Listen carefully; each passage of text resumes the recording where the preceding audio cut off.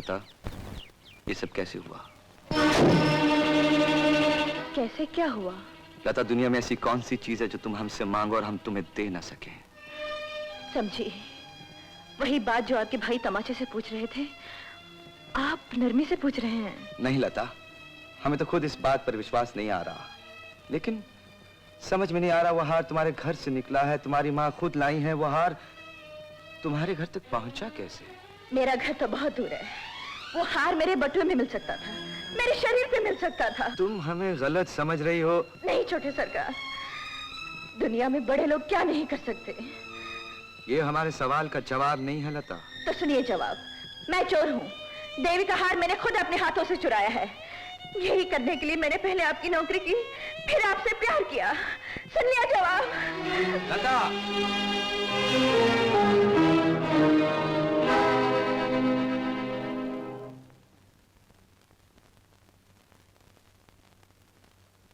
लता? जी हाँ, मैं आपसे एक सवाल पूछने आई हूँ। बोलिए, मैं चोर हूँ क्या? मेरी आंखों में आंखें डालिए और जवाब दीजिए, मैं चोर हूँ? जवाब नहीं दे सकती ना? आपको अच्छी तरह मालूम है वो देवी का हार कैसे गायब हुआ। मुझे अच्छी तरह मालूम है वो हार क्यों गायब हुआ। आपने अपने बेटे की खातिर किसी और की बेटी पर इल्जाम लगा दिया, ये इंसाफ है क्या? झूठ के किले ज्यादा दिन खड़े नहीं रह सकते। जिस दिन वो गिर जाएंगे और आपका पोल खुल जाएगा, उस दिन आप क्या करेंगे? उस वक्त आपका क्या होगा? आपकी इज्जत का क्या होगा? आपको ये नाटक रचाने की जरूरत ही क्या थी? आपने एक शब्द, सिर्फ एक शब्द मुझसे कह दिया होता तो मैं खुद यहां से चली जाती।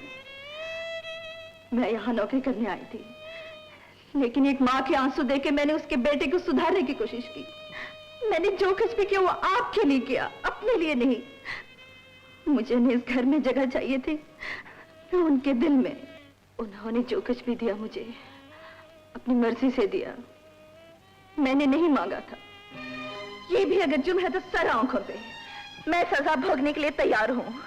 मैं एक पल में आपका बेटा आपको सौंप के जा सकती हूँ, उसके बाद मैं कभी वापस नहीं आऊंगी, ना इस घर में ना उनकी जिंदगी में। एक बार आपने कहा था ना लता, हम तुम्हारा कर्ज कभी नहीं उतार सकेंगे। आपने उतार दिया कर्जा, सारे कर्ज उतार दिए। आपने जो हमें इज्जत दी है वो हम जिंदगी भर नहीं भूल सकते। आपने साबित कर दिया छोटे सरकार कि आप सचमुच के महाराजा हैं, महाराजा हैं। अरे तुम क्यों रो रही हो? पुराने बादशाह भी यही करते थे, हाथियों पर बुलवाते थे और गधों पर भेज देते थे। इन्होंने तो हम पर एक एहसान किया है कि गधे नहीं मंगवाए। आप तो बड़े हैं, बुजुर्ग, आप भी ऐसी बातें कर रहे हैं? छोटे सरकार, हम लोग पहले ही आधे मरे हुए हैं, अपनी हमदर्दी से हमें और मारिए। तुम आखिर चाहती क्या हो? अपने जुर्म की सजा। हमने तो नहीं कहा कि तुमने जुर्म किया है। लेकिन मैं कह रही हूँ, अपने हित के लिए दूसरों को धोखा न देना, अपनी जगह भूलकर दूसरों की सारी जिम्मेदारी अपने सर पे ले लेना, अपनी इज्जत दूसरों के गरुड़ के पांव के नीचे रख देना, ये सारे कसूर किए हैं मैंने। उनकी सजा मुझे मालूम है भोगनी पड़ेगी, लेकिन क्या ये जरूरी है आपके सामने भोगनी पड़े? लता, मेहरबानी करके चले जाइए यहाँ से। तुम हमें बात भी करने दोगी कि नहीं? आप मेरी बात नहीं मानेंगे तो मैं आपकी बात सुनने के लिए जिंदा नहीं रहूंगी। आगे आपको जो कुछ कहना होगा मेरी लाश से कहना होगा। चले जाइए यहाँ से, चले जाइए। हाँ, हम चले जाएंगे। इस वक्त तुम होश में नहीं हो कि तुम हमारी बातें समझ सको। हमारे हर लफ्ज का कुछ तुम और ही मतलब निकाल रही हो। जब तुम्हारे गुस्से की आंधी थम जाएगी, हम फिर आएंगे। चलिए पिताजी, हम यहाँ एक पल और नहीं ठहर सकते। हा, दैट्स इट। महल वालों ने नौकरी की जगह टोकरी हाथ में दे दी और धक्का खा के सीधा आप यहाँ पहुँचे। आपको तो बड़ा गुमान था ना कमाने वाली बेटी पर। बड़ी शान से कह गए थे भूख से मर जाएंगे लेकिन बेटे के सामने हाथ नहीं फैलाएंगे, उसके घर में कदम नहीं रखेंगे। भैया, हम सारी उम्र तुम्हारे सर का बोझ बनकर तुम्हारे दरवाजे पर नहीं पड़े रहेंगे। मुझे 4 दिन में नौकरी मिल जाएगी, हम दूसरा ठिकाना कर लेंगे। तुम अपने इतने बड़े घर में एक छोटा सा कोना अपने माँ बाप भाई बहनों को सर छुपाने के लिए नहीं दे सकते? हाँ, अगर कुछ दिन गुजारा करना चाहो तो इस बिल्डिंग के पीछे नौकरों का एक क्वार्टर खाली है। हाँ। चाहो तो देख सकती हो। यस, हमें देखने की जरूरत नहीं, हम वहीं ठहर जाएंगे। Then okay, let's move. चलो। कम ऑन, उठाओ सामान।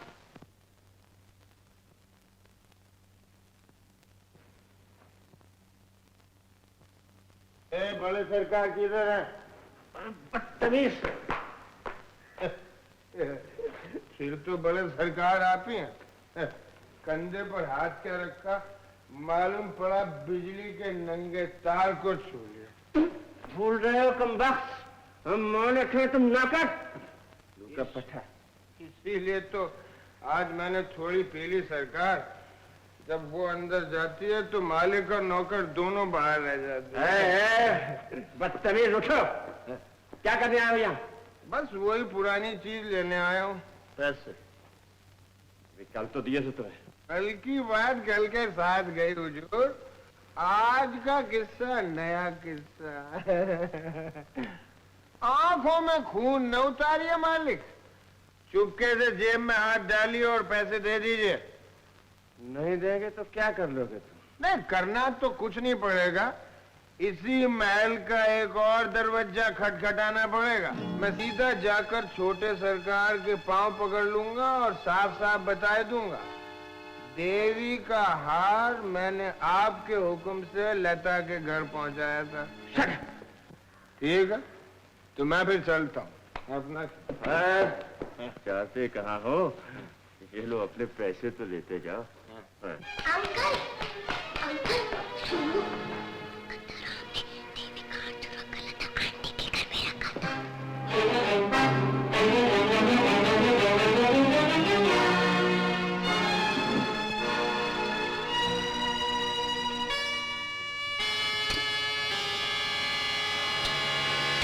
अब तो बस जलवे ही जलवे हैं। अरे तो फिर हो जाए जरा जलवा, चमेली के मंडवे चलो।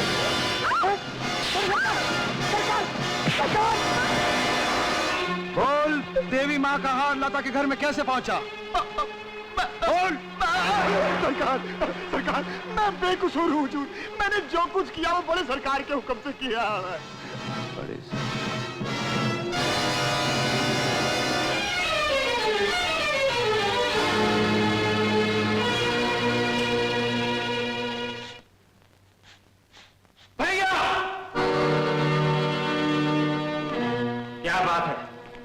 शराब पी के आए हो क्या? शराब नहीं, तेरा घोला हुआ जहर पी कर आ रहे हैं। बोल, देवी माँ के हार का नाटक क्यों रचाया तूने? बोल, देवी माँ की सौगंध खाकर क्या क्या साजिशें की तूने लता को महल से बाहर निकालने के लिए? तुम चाहते क्या हो? सदियों से बनाई हुई इस खानदान की इज्जत एक पल में खाक हो जाए? ये हमारे होते हुए कभी नहीं होगा। क्योंकि तू खानदान की इज्जत बढ़ा रहा है, मासूमों और बेकसूरों पर जुल्म करके। तू उस खानदान के लिए गालियां जिसमें तूने जन्म लिया है। जबान को लगाम दो। तुम्हारी रगों में किन लोगों का खून है? एक मामूली लड़की से शादी करके तुम उस खून में नारियों की गंदगी भरना चाहते हो? शमशेर, इस महल के इतिहास में लिखा जाएगा तो लिखा जाए, एक भाई ने दूसरे भाई का खून कर दिया, मगर साथ ये भी लिखा जाएगा उसने भाई की जान ली इंसाफ की खातिर। अगर तुम्हें पिस्तौल मारना है तो अभी हमारी छाती में डालो। हम तुम्हें बताते हैं हार कैसे चोरी हुआ और किसके हुक्म से। हमारे हुक्म से। इतनी बड़ी जागीर का मालिक और एक नौकरानी के लिए अपने आप को भूल बैठे, ये हमसे देखा नहीं गया। माँ का प्यार नौकरानी के प्यार के सामने हार मानने के लिए तैयार नहीं हुआ। माँ का प्यार? कहाँ का शब्द है ये शब्द आज हम पहली बार इस महल में सुन रहे हैं। मैं आप ही से पूछता हूँ रानी माँ जी, आपको मालूम है माँ का प्यार क्या होता है? मालूम हो भी कैसे? आपको अपने आप से फुर्सत ही कम मिली है। आप तो एक दिन के लिए क्या, एक पल के लिए भी मां न बन सकी। हमें मां का प्यार मिला जरूर, लेकिन अपनी मां से नहीं, एक नौकरानी से। आज भी हमारी आंखों के सामने उस आया की तस्वीर घूमती है, जिसके दिन हमारे लिए थे, जिसकी रातें हमारे लिए थी, जो हमारे लिए जीती भी रही और मर भी गई। मां का प्यार उसे मालूम था। मां के प्यार की कहानी वो अपने खून में लिख गई। और मजे की बात तो यह है कि आज खून बहाने वाले प्यार की दुहाई दे रहे हैं। करण, सच्चाई कितनी कड़वी होती है। अभी तो हमने पूरी बात नहीं की। काश हम अपनी छाती चीर के दिखा सकते इसमें कैसे कैसे घाव पड़े हैं। और एक एक घाव चीख चीख के कह रहा है कि सामने जो खड़ी है तेरी मां नहीं है करण, नफरत की देवी है जिसने पहले तेरी मां का खून किया, फिर तेरे प्यार का गला घोट दिया। प्यार प्यार इन महलों में सबसे बड़ा जुर्म है, लेकिन ये बात बेचारी लता को क्या मालूम, वरना इस जानवर में सोए हुए इंसान को न जगाती, उसे ये ना सिखाती नफरत से प्यार ऊंचा होता है, पाप करने वाले से माफ करने वाला बड़ा होता है। हमने तो आपको भी माफ कर दिया था रानी माँ जी, लेकिन आपने खूब बदला चुकाया। लता को महल से बाहर निकाल दिया, हमारे जीवन से बाहर निकाल दिया, और वो भी सीधी तरह नहीं, पूरी साजिश के साथ। आगे पड़ता था सिर्फ माँ के प्यार का, पीछे फिर वही खौफनाक खेल। एक बार फिर बेचारे प्यार को नफरत की देवी की चौखट पर बलि चढ़ाया जा रहा था। बस करो करण, अब हम और जहर नहीं पी सकते। ये जहर आपको पीना पड़ेगा रानी माँ जी। एक न एक दिन सबको उस दरबार में जाना है जहां दौलत साथ नहीं जा सकती, ये महल साथ नहीं जा सकते। वहां जाके आप लोगों को मालूम होगा, जो इस दुनिया में कांटे बोते हैं उन्हें उस दुनिया में भी कांटे मिलते हैं। करण, तुम अपनी माँ को ऐसा श्राप दे रहे हो? श्राप के सिवाय देने के लिए हमारे पास है ही क्या? जब घर में आग लगती है उससे एक ही चीज उठती है, धुआं। ये समझ लीजिए हमारी जुबान से शब्द नहीं निकल रहे हैं, हमारा जलते हुए दिल से धुआं उठ रहा। हम जा रहे हैं। आपको मुबारक हो ये महल, आपको मुबारक हो ये दौलत, ये राज।